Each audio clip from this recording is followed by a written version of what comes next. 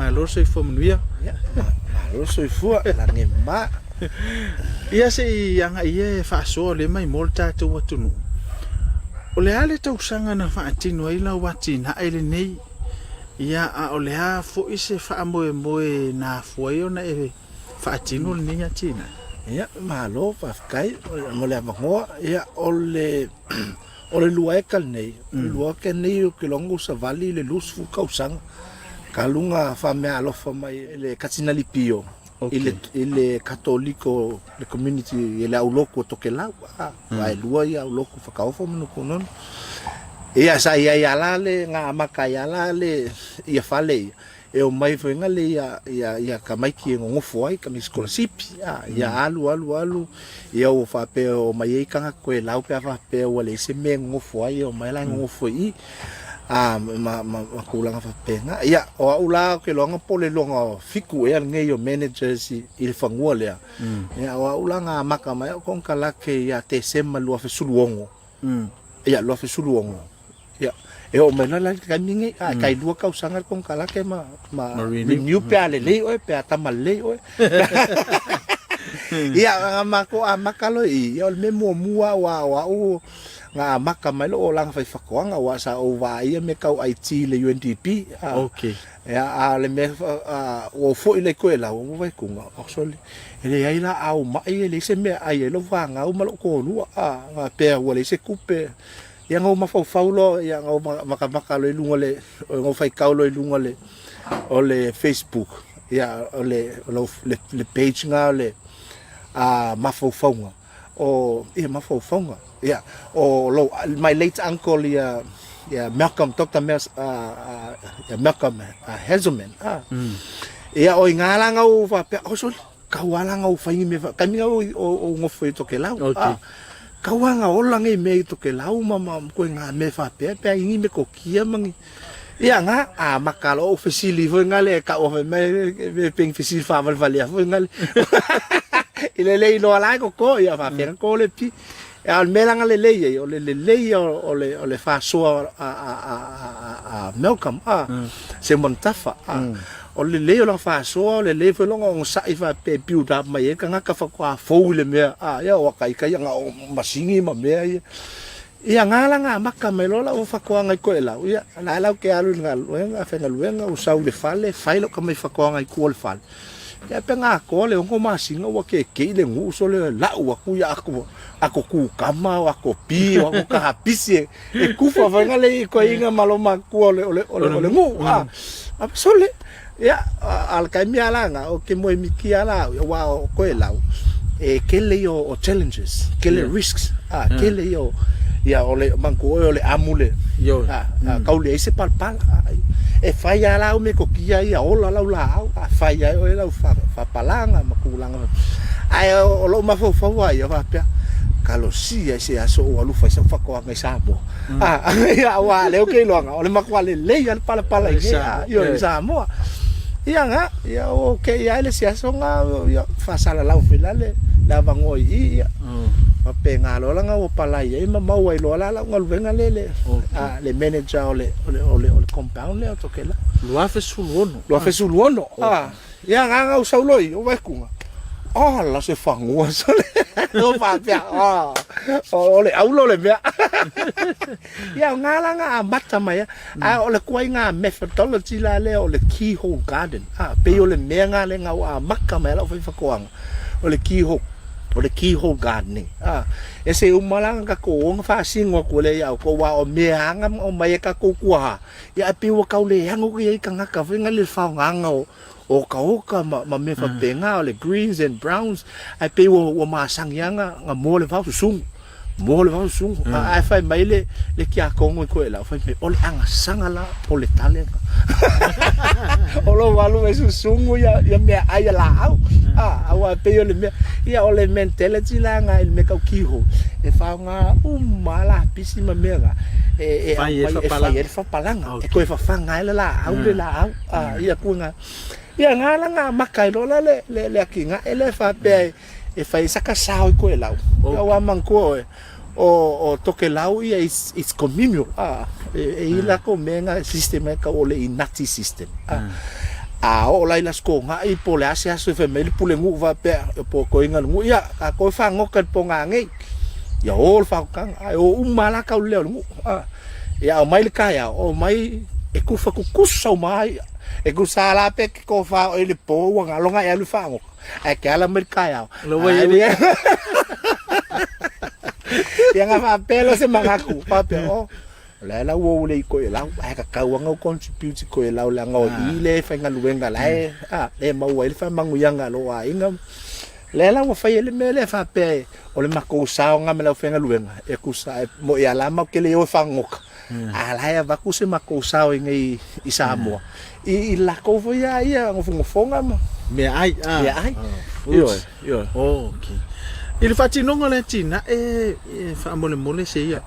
e se te mi fu na le talo vai atu a mata ona tau le ola ia pe se la ngona fu na le e fa vai ia ala fu se la ngona e una ia oi ko fa malo se to fa ile watina ile anga le to la ia ole mele ole ska I fa ko nga le kua male alo fa finga makamaki Ave ko kalikong wa wa o katoliko ya o lo ki ka foi makuativo de katoliko foi ya fa pe fa mele ka mi wa fale ko wai eva mata mo fa mele ko ya le o lu e su pala e ngau si me la afu lo mo a lu e su e ia me ya kamu le ya ka ilo pe sa o ya wa o na ke sa le ya fa pe la nga le ma fu ai na fa me fa pe ya o ka ko guidance o fofoanga le o la lang ya ngaluenga mamana le tu ya o le fato nunga velanga o fato nunga ngai manuia vo ya tangata ia ia o kua mai la ia o me le kele la me nga o lo fa lo kungu o lo fa kangaka o lo fa pe lo sosoani o wa fa yo mafuanga nga nga fa pe nge nga mau ai me ia o le alofa mai o ka ma lo ngai o ka o me kom sa o le lo o le ankolo e o mai for causa nga o pouco e fai ai musu me mara o que fai o le que ai nga voilo o fa pela o le o ko mai langa nga o mai o fa pe nga fa langa o manga o ko fa so nga o le ai le ke longa more than 1,000 people have come through here okay not only o locals o international kanga ka mai fafo ia e sia songa ku kolu pasi tu wale meli lenga sau yo mai foi makama so o le menga o le sima fa so o mea ua e maua e whaasoa. E o fui la o ngā whiwhinga saua e fo mai a wakuanga anga pineapples. Ia o le tō manga nga mako kokoa, 5 se lau maung kupu pineapples kokoe mako i tō manga. Ele, me whapenga, ia. Ia kele me o share ko le komai. Ia le ngaka inga. E share ko i mamea e ola i. Ia linka ilo lau silinga pe ele ai ma se kamio vai ko pe mai ngai. Ai pola lo fale ako.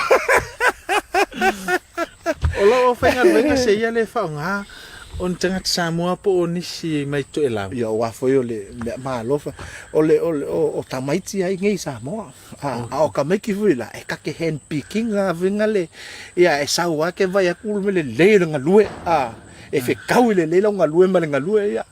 Ia ka meki ngai o mai ko fala nga lue nga a momo e fa nga lue nga e ko kongi vila ile makoko pe ma me ko elau. Okay. Ma lo fa ftai. O a uma me to tono la watina. Oi, e ke sau usa e ke un fale mai ai ko le gates ya o ulu. Ya fa solo mai ngiu. Wa rifo la ve ko au le lei mai o aute. Ya ko le sipiko solo la fu mai de koko. Fu mai fa. E fu mai piu. O le mango o me ese ya o vai ko langu sama mai le kelo le fala. Ya la ku fa pe o ka pisio ko mako spring onion o ku kama so ko nga mea o la makanga vela nga o fia mele ko vegetables fa pe tau sami ya walu wa maka vengo veku Mangai foi e kokongi me au le lei ia ia o le amaka au mai ia collect me aute collect mai le ornaments ma le ornaments ia au ma foi la kamaka o makua ke longa pe over ma le se lau ko nga ese ko nga la au e mau kongui so e alu umala le ornaments mal me mau me e fa afia na avento fa momoli o fo le atina e vatu fo se le ino le atina ai to e lau i tausang ia o le taimi nei ia o fa lima e nga alu mako a voka ka minga fu ile a voka au ke loanga ka minga o pe fa laka fa se fulu nga ave mako fala o le fala ma ko ka minga e ha luan mako fala la e o le se fala il ma kiki ia ko ya ma ko mo fa ma jole le ai le se fa mo ya e fa fa ta ne ai ma se fa pe nga o le pau o le memo ke fa to o me ma ko herbs o herbs la nga e fa ta e so angi la fa pe o manga o mia se ko kelongi kama fo nga le o mai e fa se ni peki mangia ia e so angi fo ia a le nga ia so angi le kupe maua a kokongo le o loko io o me ka o vegetables ma me ai e alu umai ko ela ia ma to ta mafa ma to nei ia ma tau se ma to Monique o le al House of Hope nga be foi ai o meu ka posa o i mapu fanga lele ia ka ka le loko le piko poma ma lo va tai le ka tau ma wa se ia wa e telefo o le pitona eu tua ao Samoa ai pe o le sa e soi fo ma e o lai to ke la ayo ese mafofo tanga to ke la o ye tanga Samoa i fanua ma ele sa o luto ia si le e tau le nga lulu le tele o tanga Samoa o le ase mafofo le tu pulanga to e lau te mini wala fia nga lulu e le te tu sa le pala ia wa mankufe o tokela e sa o lau kala kaule ai se palpala ka ko al kele yo nga luenga kele yo kupe ka so e pe wo via fia vengale me vengale nga le alu fenga luenga sa ko kongi mai sa mo evacuia ia vegetables ma ko nga me va penga ia ese foi la ia o la ko fia fa ngoka ia pe le si me nga le e fai ia uinge va pe ia a me sa kaka ia e va ku ngau ka bisi mangi me va pe e o laila ia ia pe ese foi la le nga lue ka ko la u fai ngo isi nga luenga me isi nga luenga ai pe ka le hango ke le mele o fai fa kwanga ia wale menga e fai nga ka it takes time ele anga ke halu e fai o fale le nga pala ia o ngei le mele wo ia ka ko e a nga ka no ka ke ia o NPK fa kaule fertilizer fa kaule mele fa kaule mele ala ma ko ai sio o kwa si o ka ko le me ka u fertilizer me ka u solutions fa le ele me ye la au ko kuli ia best ele alo se kupe al mela nga ole nga ka ia male fia maua vave ole mea awole ma fo faule ile sustainability male soifu malolo inga ile me ma fu mai e meia ka ke fai tu sala wa fa afia ni ko vini ula con kala ia fa time fa siro ke lo fa kolu ngai ia o fa kolu ngai o wa fono fesiri se ya batu fo isa no ono le sa esa uno le sta e le fatonu ngale tu ayo le si mele le man wi ile ngal ben le nga le te nga luele ele ia male fa mo ia ele na lue fa mo se tau a le te sa malo ma fo fa wete to ya ngale le si o to watu no ia sta to mo to oi ia pe le si na fa mo le man wi ia to mo fa ia wa ia o le meanga fa mai le polo ainga foi le ko ia uska i lo ka mamlo kinga o le makua a ku la lo langi o ka ko ma ku a ku foi la le me kile ia ngol kasia ka ko kama ia uska ila ia o le uska ila nga ia le leila wa inga o anga ngaluenga e pe o ka ko nga e fa ku puole le connection o ngaluenga le ku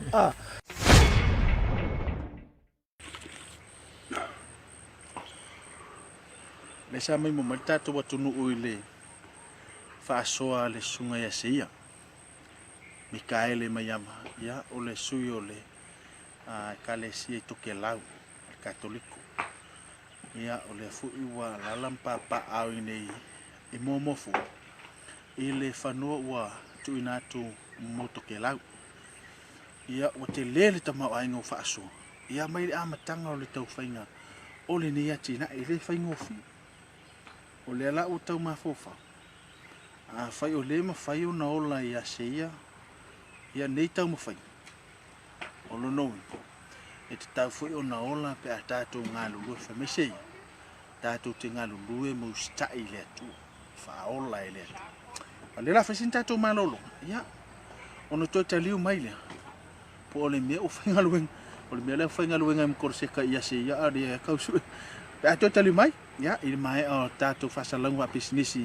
mai le whale o loa whatoa Alfani o so mai laro la ka faia fa kar nganga lang hai a pio le afa ko e lau ka bole o mikai lo ngoli alu le mala mare nga lo le interview o le ka e la mai momenta to wat ile vai ngalo lo fa ta zano mo le sunga ya mikai ia le uva ele si vai ngata ua se ia pe ona e fa so tau amata matanga o la tina ta amata mai lau fala o le tau mata watu o ele si fai atina ele le te le lau fala o le fu ta ua te mi o solo o tele na avia uta fala i ha lu e sa mai to lau harvest lau fala ni sam ai disi sa mo e fai as e harvesting as e fala na se meto tiale na fa so atu ia ma kamia o fai ngole o le fala ia o le meto tia mua a fai mai alo anko ia e fesili ia e fesili ia e open mind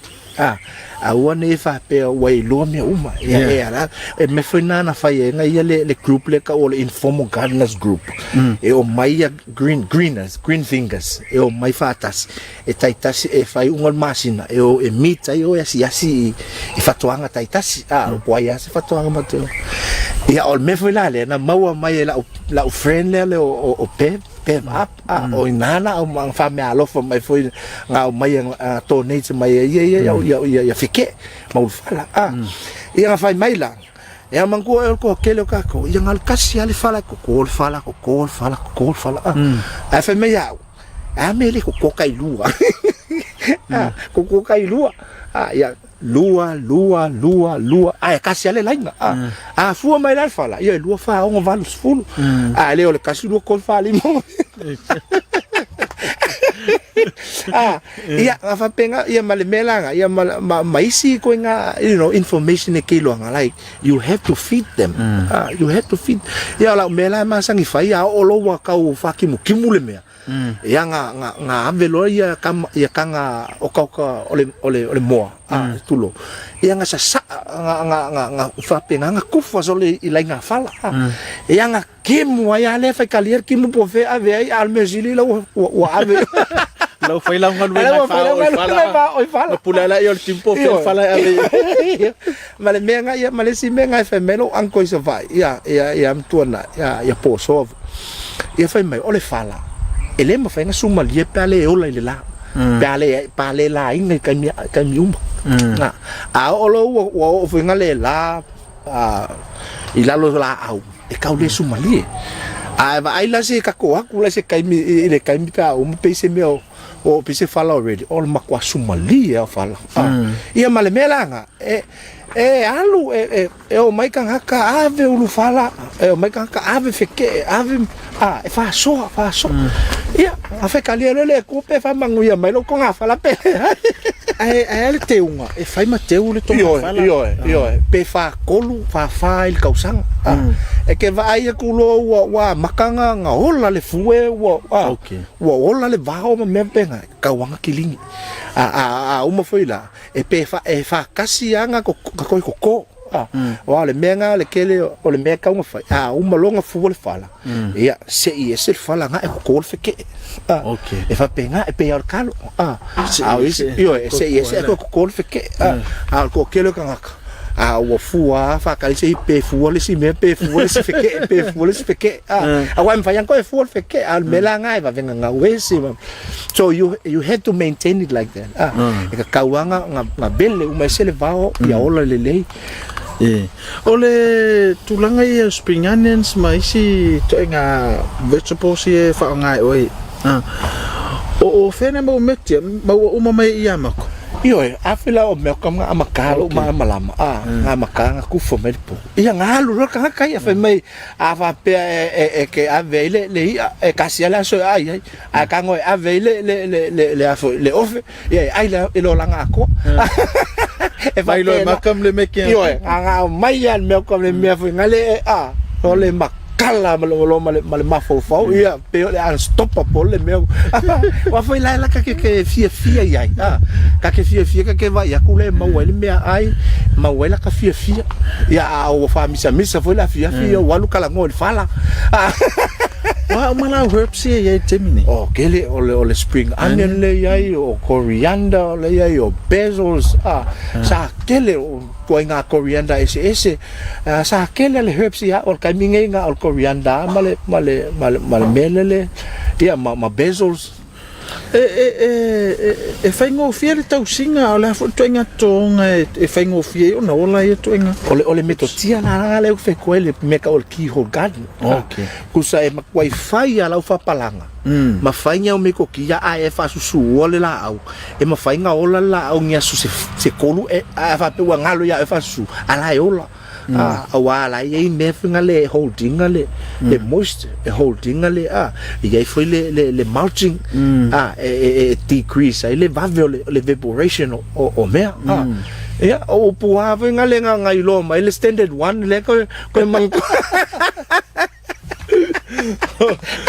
ole si mai nga taua tu fo sa no nga si ole e fa tau va foi va ia listanga ta sa mo le man na yo ornaments mai si au me to ye ole ma to le te la o mai to la lo no vin ole me fa tau va ia dis ala ma tu ata wa ile va ia tanga ta la to la temi aya ole fa se ma fo ngona ma fo ye fa ia tu ornaments mai si me a vito la ia well mainly o vegetable e ave to kela me ia ornaments ia me na se longa e pasi le paio security ma me fa kwa ave la out ma me wa killing le ia fa kwa fa ai pay your fruits ma me ia le masang yang ave ia o me anga ole ka ke fif so swangi foi ka pe ola fa ia ku mo ia ole ka mai foi nga o mai e lo anko ia ka ke fi manga o foi fa so aku fa pe ngai isi ka ale me awangi manga ku mama ka ko i me ia wa me o lai ka ate ta selva nga fa mo le se ia mo me so fina o le fa ile po ia o la se me to tiele te fati no fa ngolo po au fa fi fa na veni po ai to kela o le mele ia a wo kekele ya kama ia fa penganga nga ia a fa pe foi si me o kupu ia o fa pe ia ave fo ia a o le mele ia o le mafuanga tonua o le fa pe o le fa nga kunga o ko nga mea ai ma menga wa kumu fa ele lopo fe ave ngai me ia fa pengala nga recycle fa penganga recycle pe o fa ia ku I want this compound if a penga nga sustainable o nga ola le fa mo ngisi me ngisi en fa nga fa mo ama le compound e fa fanga ma ai ya kwai kongui a fa pe vo la pe o me kupu mai pe o le close down ma me nga ala kele me ai la me fa nga ka ke ai ka ke le o fa lo ke le o fia e ini po ai to kela kele okay kele le la sa fa la ulo po ai to kela ia o la po lo uso a ka ua le la vea mal dicho no o le la wa sa lo ni fa ti no era o sa ni o fa ya tu lo uso fa fa fanga po malo fa ta ia e sa no anga a se ia a wai le sile vai nga ta wal pokalami ia o sa fa malos o le we su mai no we su mai ni sa mo e va vai te leo le ele ia mai mau per fa pe le ma we to kela ia sa se manu e silia tu ni atina a le ala sa e fautuanga wa e sila ye te lo tangata malo lo si bola fa moi a le ala sa e fautuanga ye tupulango samo le ta oto le o mai ngalo le sa o ya fautuanga a wa o le mana e foi lo tato pokala me o la no malo su e o le sa so foi to ke lau o se atunu ele te tu salona ele msamo a le te sa e mo o le mana yo le o le asa fautuanga mo tupulanga le tunu e me se o so fu ngalo lu sa ole ia fa time fa sili ia wa ia ele se me fa ngata yo o le fa ngo fi yo le me awa e fia aso kausanga kol se la o sul maso ai fia ngi ku la le aso lusu fa ku la le aso ai fia se ku la ko e sa umango e kasili mi huke Saole. Agora mera ia, ka ke fa longa fa me. O so le kwa kele le o le kele le excuses. Arme mo ia. O me kwa fa ngo fia. Vai oi i avoka ia. Ko ki a lima sulmong ku avoka. Pa wala me nga fai ala ku la le avoka la pa u le avoka piki lunga le avoka ave esele me ku ko ngo le mena. Kasi mingu. Yang fa kali lo sa wal ki mu ku ila lo la sa wal ki mu ya e ke sa le si kami wa fa pengi le avok fe la le kai ala fa ya o me ya alwa ka fa alwa pe fa si me mai si ala yo la le avok ai le a to se so to na ala ka si le mi ele le pu lo mi ke a fi mi ke le aso Ongos fulu multiply by 24. Olonga winga ya lesi kaya usau fang ya wa avoka koko. If I go fear pe look at the simplest thing. Awa ki ma fofo fa pe ke alu. O ko se e kala le ai. Ai ha pe fa kai ya kuili kama spole e mika.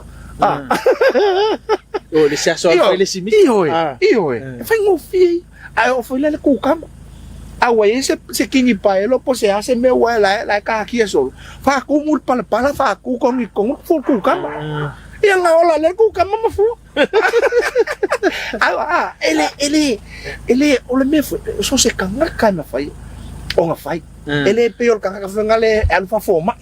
ia nga ola forma ele peor me fa lo ia le ko kele la pusloyas ole mele ole mea lofanga mai le ko ya ka ko ya la mai ang fa monguyanga ila makanga ya ko wo e va aya nga lu ya ko wo e sual palpa ya pa wala me fa ole sual palpa ma ko ila fa ko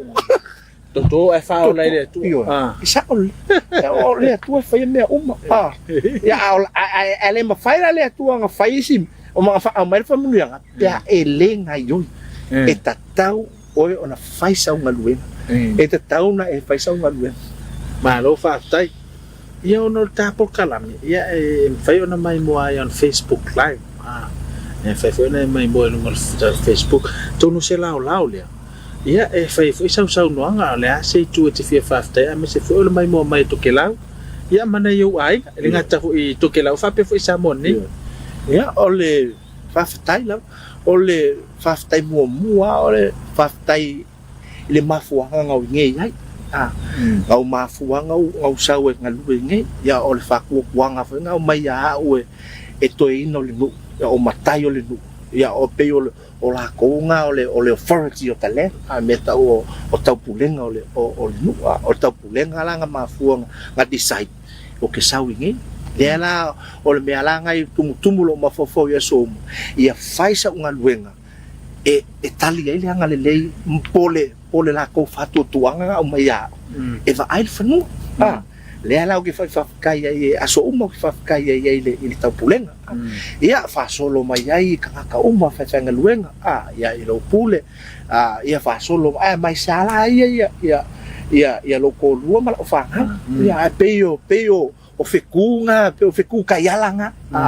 o feku kayalanga o kai ka vengale ya mai se foi ale a fionga ya patele ya patele penese pe o ngai ale va ia le Paris ko elau ya o ngai foi le si support makwa ku malo si ai me ya fie ya ki ngai ki ya e le fai ni ya pe o ya male o ala le ku ka ma o ngai ia e pule me mo ye fa so foi me ia o kako ia nga ol tu ia faka o a anga sala ia o ngai ia e kakau nga fafikai ia ngai a ia longa lofa longa nga le ia le ka ke mau ale le ola mal malos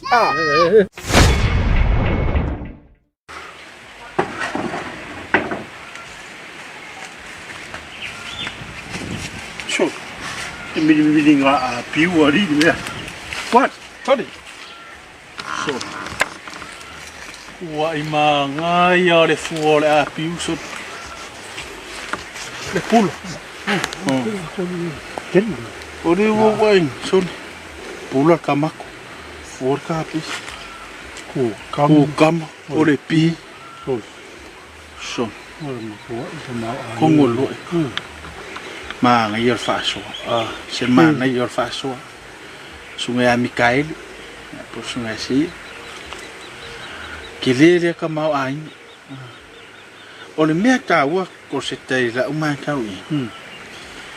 ke leo leo lango se ia to ke lau o la ngala e mo ngi ele fi ngaulo e sau samo le ala e sau se ia fa kingo langa kinga o lailonga mafofau le alofa I toke lau le olanga nei le aingi mea aimang mea fo ngai onga o le ele koko le fo ila usau se o le fai nga o le la o ko ela a me olanga contribution lanta ulanga le mo tanga toke lau e se fo manga sau to ela na lue samo sele ala ta fa samo nga le ngo fa longo ko ile e ngo fo ni ko ile ali mo e miki mai ko mai na ngai yo le sau longa lui so le fa vai angi me mo fa vai no le fa ali sila me tau fa me ia si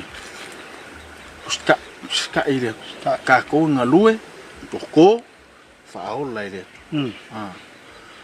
ke le ngai me le sila me ka fa me si ili ako se aso ya lo fese me yo ili ako se mingu ke ngoro kwa ko ilano ave mai fu ilanga ime kia ya wa pe li si me ngai ka ke ngau ngau mo ko fai yangi me ke kele ka sele mi ke ke fai ni fai li si mi ka ka ya ku ai fa o popo mi kai o ma kwa kere ai ngor ko ila lo sa we ai fa ku puede so le ka ko ri ko mo va ri le nga ki ma o mo wan no file mo ale to e fo ia so le ni ka le ko ele fa sala nga ma ya ga aga ko de afu de mo fa yon ka ko o le pe le fe la ka o le nga ngau ngi mi ka ele sa sa mo le mangel fa mo wa le va mo mi ki akapanga si ko ya lu ye skan ale e fa la mo mi ki akapanga ale ngau maringi ka mai ka vika la ko mga yes mo ale ke ale ngau ka o mai e fai la kinga ya le sala me ka nga ruwe ko ya nga uria ye pa wala wingo o ki fa au ka wa ya yo ye ka si ye mo mai fongo ke li si yo ka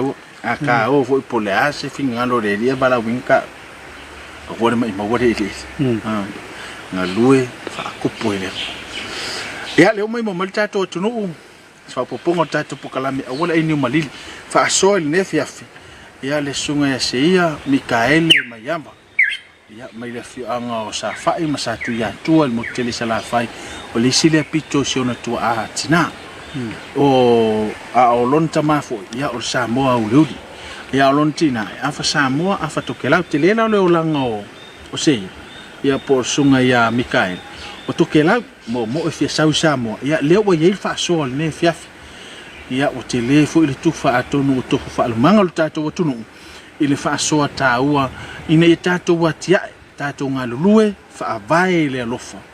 ya ona manuia le tato me fa toto ai fa ola ele tua Molenga fa tele le sunga ya sia Mikaele mayava mo le fa mano ai no lo taimi fa tele le anga le ma le tali le o le fa tala una mai le tato pokala misili fa fale lo fa'ato'aga mo le lagolagoina le pokalame auā le mai moaga a lo tatou atunuu. E Moses faupopoga nava e aso o luna'i Whakawhetai, tō whāni.